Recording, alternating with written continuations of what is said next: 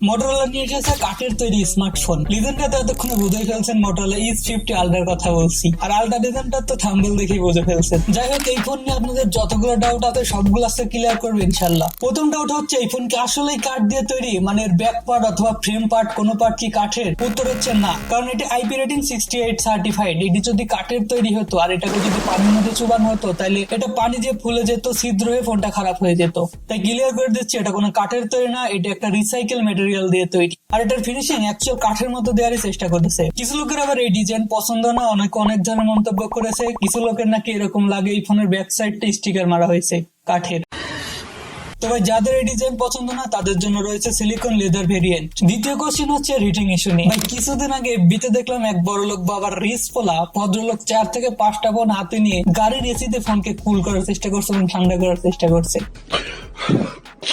এই ফোনেও same problem face করবেন। যদি রোদের মধ্যে ক্যামেরা ব্যবহার করেন, হেভি ইউজ করেন, গেম প্লে করেন, তাহলে মোটামুটি ভালোই গরম হয়। তাছাড়া যদি ছোটখাটো কাজ করেন, টাইপিং, মেসেজিং, সং প্লে, এইসব ছোটখাটো কাজ করলে তেমন একটা হিটিং ইস্যু দেখবেন না, মোটামুটি নর্মাল।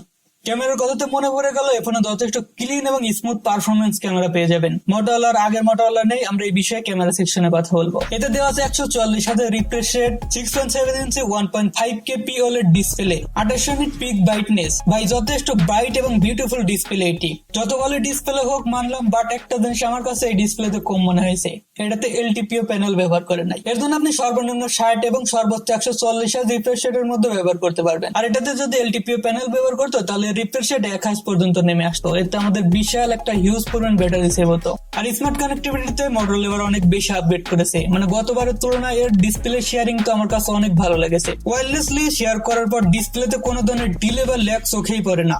আপনি ব্যবহার করলে এরকম একটা এক্সপিরিয়েন্স পাবেন যে মনে হবে যে কেবল দিয়ে কানেক্ট করেছেন।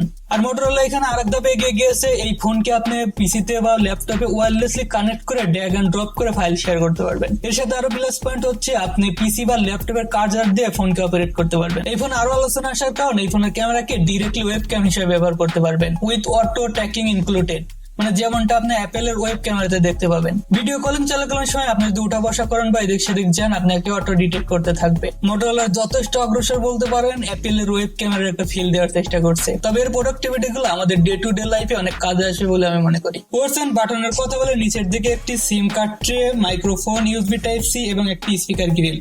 রাইট সাইডে একটি মাইক্রোফোন, অন অফ বাটন এবং একটি volume tracker. Left hand side একদম ক্লিন এবং উপরের দিকে থাকছে একটি speaker grill, noise cancellation mic এবং ডলবি অ্যাটমসফিয়ারের একটি ব্যান্ডিং। বাকি ফোনের ডিজাইন কার্ভ ডিজাইন উইথ ভেক্টাসের প্রোটেকশন, অনেক শক্তপোক্ত মজবুত প্রোটেকশন, বাট যতই শক্তপোক্ত হোক এটা স্কেচ প্রুফ না। এটাতে হেয়ার লাইনের মতো ছোটখাটো স্কেচ পরে, এর জন্য রিকমেন্ড থাকবে এক্সট্রা একটা প্রোটেকশন গ্লাস ব্যবহার করার জন্য। এর কালার ক্যালিব্রেশন যথেষ্ট ভালো এবং শার্পনেসও ঠিকঠাক ছিল।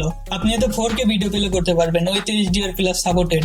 ইউটিউব ভিডিও প্লে করলে 2 ধরনের কালার দেখতে পাবেন, একটা ভেভিড কালার আর একটা হচ্ছে ন্যাচারাল কালার। তবে আমার কাছে ন্যাচারাল কালারটাকে অনেক বেশি ভালো মনে হয়েছে। ইন ডিসপ্লে ফিঙ্গারপ্রিন্ট পেয়ে যাবেন, যথেষ্ট ফাস্ট এন্ড অ্যাকুরেট। তবে এবারের পজিশনটা গতবারের ফোনগুলোর তুলনায় একটু উপরে, এতে অনেক সহজে এবার আঙ্গুল পৌঁছাবে। প্রসেসর সেকশনে থাকছে স্ন্যাপড্রাগনের 8 Gen 3 4nm প্রসেসর। এর AnTuTu স্কোর 15,25,000-এর আশেপাশে। 1.5 মিলিয়ন AnTuTu স্কোর, এই প্রাইসে এটা যে যথেষ্ট ভালো স্কোর মানতে হবে। খুবই ফ্ল্যাশিপ একটা প্রসেসর এবং গেমিং এক্সপিরিয়েন্সও টপ নচ। গ্রাফিক্স সেটিং এ সব ধরনের অপশন পেয়ে যাবেন, স্মুথ এক্সট্রিম লেভেলে খেলতে পারবেন।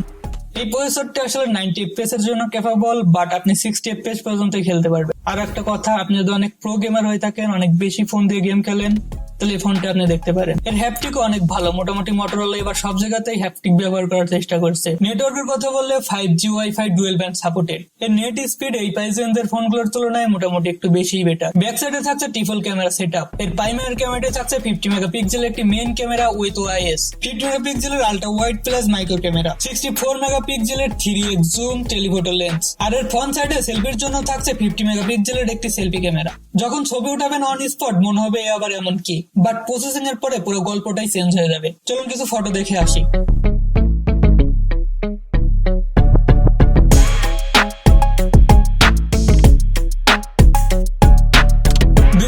মোটরোলা ক্যামেরা নিয়ে আসলে আলোচনার কিছুই ছিল না, কারণ মোটরোলাকে তখন ক্যামেরা ফোন হিসেবে ধরাই হতো না। কিন্তু রিসেন্টলি যে ফোনগুলো লঞ্চ করছে, বিশেষ করে 50 ফিউশন এবং এই ক্যামেরা আসার পর টপ 3 ক্যামেরা ফোনগুলোর মধ্যে এসে পড়বে।